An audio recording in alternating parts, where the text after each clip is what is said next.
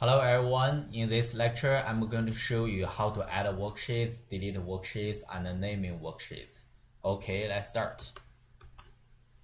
So first shortcut I want to show you is the move between different worksheets. You can use Control Page Up or Control Page Down. Hold Control and Page Up to go to lecture 11 and Page Down to go to the lecture 12. So for add worksheets, you should use Alt-IW or Alt-HIS. So first we add worksheets. Alt-IW to add a new worksheet. So for delete this worksheet, we can use Alt-EL. Alt-EL to delete it. Or we can use Alt-HIS to insert new worksheet. Alt-HI.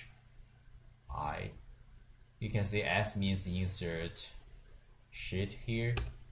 So there's a new worksheet get added. So for delete this worksheet, we can also use Alt-HDS. Alt-HD. S means delete sheet here, so we click S. So you can see this one got deleted.